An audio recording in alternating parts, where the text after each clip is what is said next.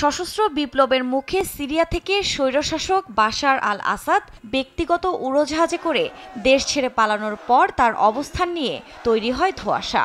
এমনকি মার্কিন একাধিক গণমাধ্যমের শিরোনামে উঠে আসে তার মৃত্যুর খবরও। এর মধ্যেই রাশিয়ার গণমাধ্যম জানায়, সপরিবারে রাশিয়ায় আশ্রয় নিয়েছেন সিরিয়ার সাবেক স্বৈরশাসক। মানবিক দিক বিবেচনায় আসাদ ও তার পরিবারের সদস্যদের রাজনৈতিক আশ্রয় দেওয়া হয়েছে বলে জানায় ক্রেমলিন। এর মধ্যেই দীর্ঘদিন ধরে সিরিয়ায় স্বৈরশাসক হিসেবে পরিচিত আসাদের পতন নিয়ে আন্তর্জাতিক রাজনৈতিক অঙ্গনে চলছে চুলচেরা বিশ্লেষণ। এর মাঝেই সিরিয়ার বর্তমান পরিস্থিতির জন্য ইসরায়েলকে দায়ী করেছে আসাদের মিত্র ইরান। বিদ্রোহীদের সশস্ত্র করে তুলতে অত্যাধুনিক অস্ত্র দিয়ে নেতানিয়াহু প্রশাসন সমর্থন দিয়েছেন বলে দাবি করেন সিরিয়ায় ইরানের রাষ্ট্রদূত হোসেন আকবরী।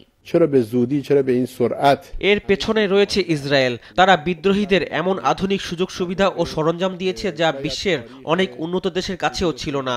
তাই সিরিয়া সরকার, সেনাবাহিনী এবং জনগণ এই পর্যায়ে খুব বেশি প্রতিরোধ না করার সিদ্ধান্ত নিয়েছে।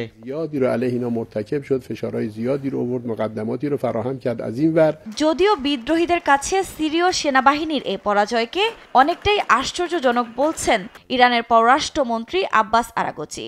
এমনকি আসাদ সরকারের পক্ষ থেকে কোনো সাহায্য চাওয়া হয়নি বলেও দাবি তার। তবে সামরিক সংঘাতের দ্রুত অবসান, সন্ত্রাসী কর্মকাণ্ড প্রতিরোধ এবং জাতীয় সংলাপ শুরুর আহ্বান দেশটির পররাষ্ট্র মন্ত্রণালয়ের।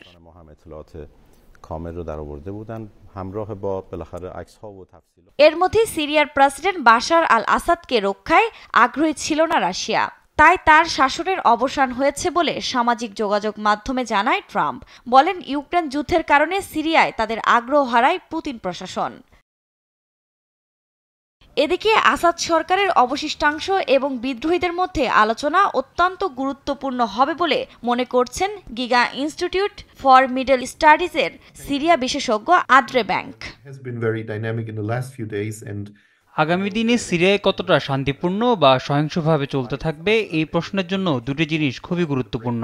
একটি হলো যে রাজনৈতিক উত্তরণ প্রক্রিয়াটি এখন ঘোষণা করা হয়েছে তা কাজ করতে পারবে কিনা।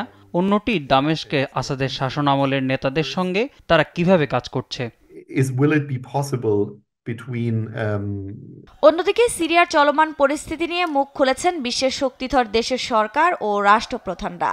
আসাদের পতনকে স্বাগত জানিয়েছে ফ্রান্সের প্রেসিডেন্ট ইমানুয়েল ম্যাক্রো এবং যুক্তরাজ্যের প্রধানমন্ত্রী কিয়ার স্টারমার। একে সুসংবাদ হিসেবে বর্ণনা করেছেন German chancellor Olaf shawls. Netanyahu ইরানের প্রধান মিত্র আল আসাদের পতনকে একটি ঐতিহাসিক দিন হিসেবে স্বাগত জানিয়েছেন। যদিও আসাদের পতনকেও সিরিয়ার জন্য ঝুঁকি বলছেন বিশ্বমোড়ল যুক্তরাষ্ট্র। দেশটিতে শান্তি প্রতিষ্ঠায় ওয়াশিংটন কাজ করবে বলে জানান বাইডেন। আফরিন মৌ, নিউজ ডেস্ক, দেশ টিভি।